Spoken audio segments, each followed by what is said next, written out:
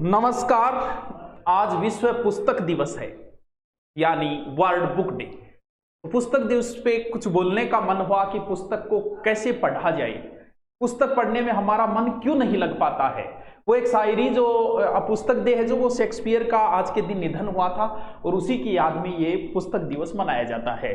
वो शायरी जो हुई थी कि कुछ भी नहीं मेरी जिंदगी में सिवाय किताबों के, तो किताबों से प्रेम कैसे किया जाए। थोड़ा सा है, ये 5-7 मिनट का बनाया, फिर लंबा कभी फुर्सत में बनाएंगे। हम किसी भी पुस्तक को नहीं पढ़ पाते, इसके पीछे कारण होता है हमारी अज्ञानता। अज्ञानता का मतलब ये हुआ कि हम ऑलरेडी बहुत बड़े ज्ञानी हैं।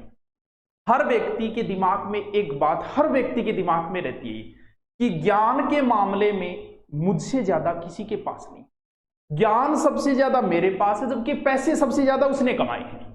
यानी हम लोगों की ये पूर्व धारणा है। आजकल क्या होता है कि जो व्यक्ति के पास ज्ञान उपजता है ना, उसके लिए एक प्लेटफॉर्म मिल गया हमारे पास, जैसे फेसबुक है, व्हाट्सएप है, टेलीग्राम है।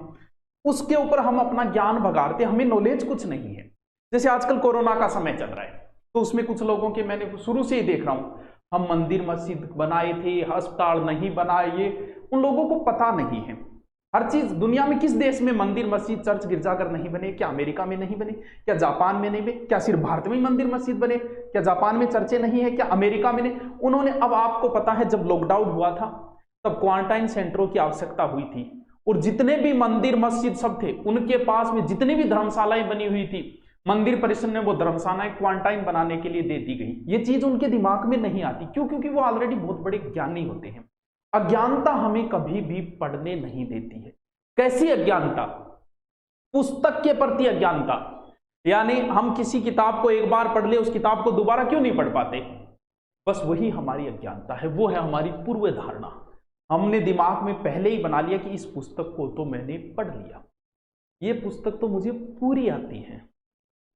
ये पूर्व धारणा आपको पढ़ने नहीं देती। क्या पूरी पढ़ ली? क्या उसमें ऐसी एक भी चीज नहीं है जो तुम्हारे पढ़ने लायक हो? या फिर पहले ही बना लेते हैं इस किताब में गलतियां ज्यादा है, ये किताब झूठी है, इसमें शॉर्ट नोट्स है, बड़ा डिटेल नहीं है। ऐसी कई बार क्या होता है, अध्यापक जब हम पढ़ाते हैं तो कई बार पुराना स्टूडेंट बैठ जाता है क्लास में और दिमाग ठनक जाता है पूरा का पूरा। क्यों? क्योंकि वो सिर्फ बैठा है, देख रहा है, सुन नहीं रहा है। क्यों? क्योंकि उसने पूर्व धारणा बना के बैठा है कि ये टॉपिक मुझे आता है। अब सिर्फ वो बैठा है, बीच में अगर कुछ पूछ ले तो उसका ध्यान किधर और ही रहता है। पूर्व धारणा हमें पुस्तक नहीं पढ़ने देती। कि कौन सी पूर्व धारणा? कि मुझे सब कुछ आता है, इस किताब से ज्यादा मुझे आता है। इसलिए दिमाग हमेशा खाली रखो, खाली दिमाग के अंदर ही कुछ आएगा। भरे गिलास को और नहीं भरा जा सकता पार्थ। इसलिए दिमाग, क्योंकि खाली जगह में ही कुछ आएगा। दिल में कोई जगह है तो ही तो कोई आके बैठेगा, तभी तो पूछा जाता है। पूछते नहीं क्या है क्या कोई? बोल कोन्नी तो मुझे जगह दे। क्यों? क्योंकि अगर खाली जगह, तो दिमाग को खाली रखो कि मुझे कुछ नहीं आता, इस पुस्तक में बहुत ज्ञान है, इस पुस्तक को मैं पढ़ूंगा। नेक्स्ट, अगर कुछ टॉपिक की बात करें कि पढ़ना तो आसान नहीं है। अगर इतना आसान होता तो हर कोई पढ़ लेता यार।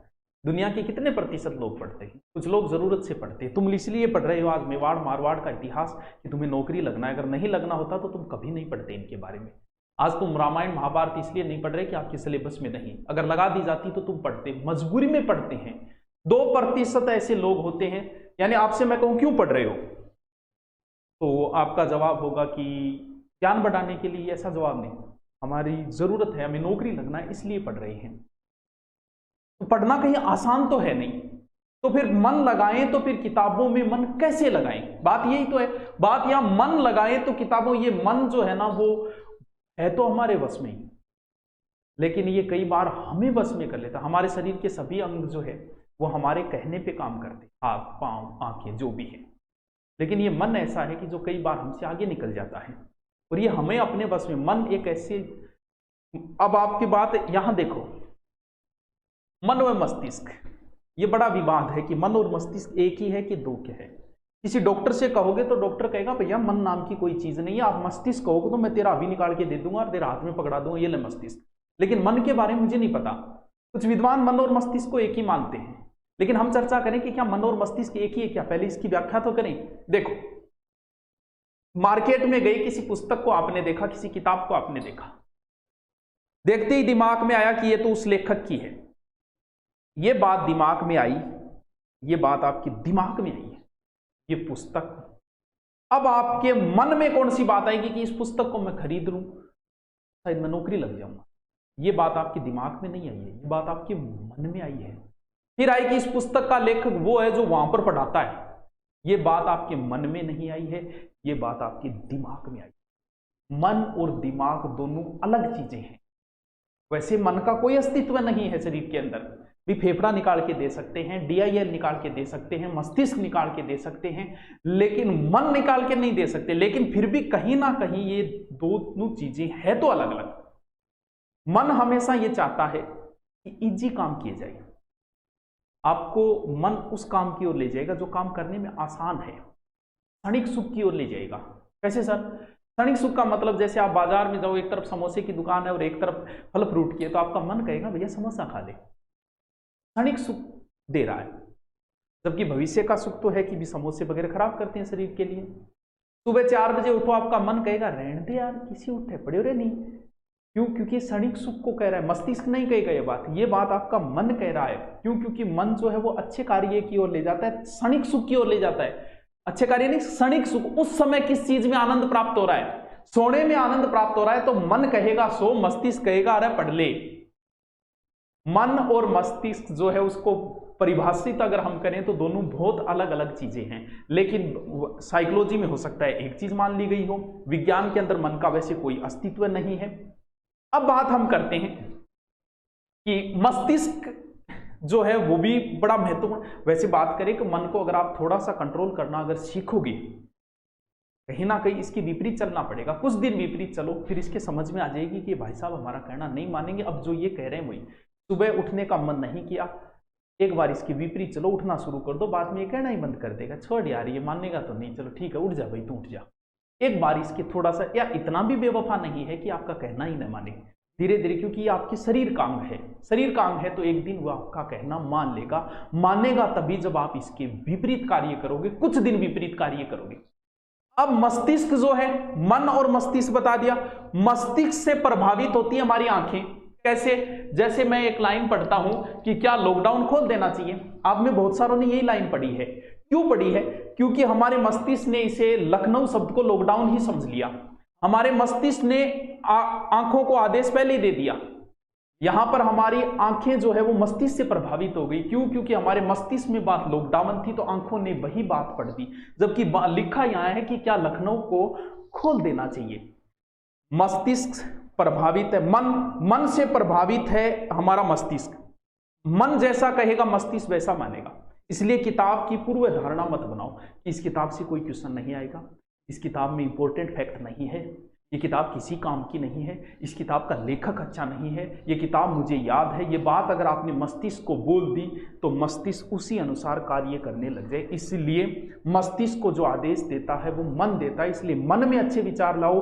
तो किसी व्यक्ति के प्रति आप धारणा बनाते हो कि ये व्यक्ति अच्छा है कि बुरा है, वो धारणा आपके मन में बनी है। मन ने आपके मस्तिष्क को आदेश दे दिया कि व्यक्ति ऐसा ही है, और जब वो व्यक्ति आपके कभी सामने आएगा तो आपने तो धारणा पहले ही बना रखी है, वो तो उस हिसाब से ढंग से आप राम रमी नहीं कर पाओगे। कुछ लोग देख के भी अनदेखा कर देते हैं। क्यों? क्योंकि वो मस्तिष्क में आपके प्रति धारणा ही ऐसी बना चुके हैं। आपके मन ने वो मस्तिष्क को कह दिया और मस्तिष्क ने वो धारणा बना ली। अब चलिए, मन और मस्तिष्क की चर्चा हुई। मन मस्तिष्क को प्रभावित करता है, ये बात मैं बता चुका हूं। मन को अच्छे आदेश दो, मस्तिष्क को ऑटोमेटिक अच्छे आदेश मिले। इसलिए किताब के प्रति ये बनाओ कि मुझे किताब नहीं याद है, मुझे इससे कुछ सीखना है, मुझे इससे पढ़ना है। मैंने पढ़ी हुई है फिर भी मुझे कुछ ना कुछ नया मिलेगा, मुझे फिर पढ़ना है, मुझे नहीं याद है ये किताब। ऐसे आदेश अपने मस्तिष्क को दो तो मस्तिष्क उन्हीं आदेशों का पालन करेगा। अब बात आती है लास्ट, मनोरंजन और विराम कितना जरूरी है पढ़ाई के लिए। पहली बात तो ये कि मनोरंजन और विराम दोनों अलग अलग चीजें। मनोरंजन का अर्थ यह हुआ कि मन का रंजन, यानी कुछ समय के लिए हम हमारे स्कूल के अंदर 40 से 45 मिनट ही सेट किए होते हैं। क्यों होते हैं? उसके बाद हर 5-10 मिनट का गैप आता है फिर क्लास। क्यों? क्योंकि 40-45 मिनट के बाद हमारे मस्तिष्क को थोड़ी सी मनोरंजन की आवश्यकता होती है। अगर आप वयस्क हो तो 1 या 1.5 घंटे बाद आवश्यकता होती है। मनोरंजन का मतलब, बहुत सारे बच्चे हैं जो माँ बापों की यह धारणा होती है कि बच्चा अगर खेलेगा तो फिर पढ़ाई में पिछड़ जाएगा। ऐसा नहीं, हाँ हो सकता है वो नहीं खेलेगा, सिर्फ पढ़ाई करेगा, पढ़ाई में वो आगे जा सकता है, व्यवहारिक ज्ञान में वो नहीं जा पाएगा। इसीलिए जो बीच की कैटेगरी के लड़के ज्यादा सफल होते हैं, ज्यादा पढ़ाकू बच्चे सफल जरूर हो जाएंगे, नौकरी लग सकते हैं, लेकिन उन्हें कभी व्यवहारिक ज्ञान नहीं हो पाता। क्यों? क्योंकि वो जो है वो मनोरंजन से दूर हो जाते हैं, खेल कूद से दूर हो जाते हैं। इसलिए तो मनोरंजन ज्यादा जरूरी ये नहीं है 5-5 घंटे मनोरंजन ही लगे खेल के, खेल जरूरी होता है 1 या 1.5 घंटे किसी बच्चे के लिए। आवेश को तो इसकी भी इतनी आवश्यकता नहीं है। अब बात आती है विराम देना। मनोरंजन में गीत आ सकते हैं, डायलॉग आ सकते हैं, कॉमेडी आ सकती है और कोई अच्छी शायरी आ सकती है, मनोरंजन है। अब बात आती है विराम। मनोरंजन के अंदर भी दिमाग काम करता है। दिमाग भी हमारे शरीर का एक अंग है। शरीर के हर अंग को विश्राम की आवश्यकता होती है। भाई हाथ काम कर रहे हैं तो उसे भी विश्राम की आवश्यकता है। तो हमारा मनोरंजन के अंदर आपका मस्तिष्क अब भी काम कर रहा है। अगर आप खेल खेल रहे हो क्या आपका दिमाग काम नहीं कर रहा? सर काम तो कर रहा है। तो फिर इस दिमाग को भी तो रेस्ट की आवश्यकता होती है। तो सर हम सोते हैं ना, कोई जरूरी नहीं है कि सो रहे हो तब आपका दिमाग काम नहीं कर रहा। सोते समय सपने जो आते हैं ना उस समय दिमाग काम करता है हमारा, वो एक अलग चीज है। लेकिन अब विराम कैसे दें? जागते मस्तिष्क को विराम देना, यानी जागते मस्तिष्क को रेस्ट देना होता है विराम। सर जागते मस्तिष्क को कैसे देंगे? कुछ नहीं सोचना, कुछ नहीं सोचना ही मस्तिष्क को विराम देना है। मनोरंजन अलग चीज है, मस्तिष्क को विराम देना अलग चीज है। कुछ न सोचना ही मस्तिष्क को विराम देना है। कैसे? जैसे मान लो आप खोए हुए हो। कई बार हम खो जाते हैं, हमें यह भी नहीं पता होता कौन देख रहा है। आज हमने उन्हें जी भर के देखा, न जाने वो किन ख्यालों में खोए थे। मान लो आप एक टकटकी लगा के देख रहे हो, कुछ नहीं सोच रहे, ये मस्तिष्क को विराम है। बारिश हो रही है, आप बाहर बैठे सिर्फ बारिश को देख रहे हो, कुछ नहीं सोच रहे, वो मस्तिष्क को होता है विराम देना, विश्राम देना होता है। जागते मस्तिष्क को विश्राम देना। छत पे बैठे हो, आकाश को देख रहे हो, सिर्फ देख रहे हो, कुछ नहीं सोच रहे। छत के ऊपर खड़े होकर आप गाड़ियों को आते जाते देख रहे हो, सिर्फ आप देख रहे हो, वो मस्तिष्क को विराम देना। आकाश में तारे देख रहे हो, सिर्फ देख रहे हो, सोच नहीं रहे, वो होता है। अगर सोचने लग गए ना ये चांद तारे तोड़कर लाना तो मूर्खता की बातें हैं, तू कहे तो पाए ला दूं, ये सोचना है, जबकि आपको विश्राम देना है, सोचना नहीं है। तो मस्तिष्क को बिना कुछ सोचे कई बार रेस्ट देना, वो होता है जागते मस्तिष्क को।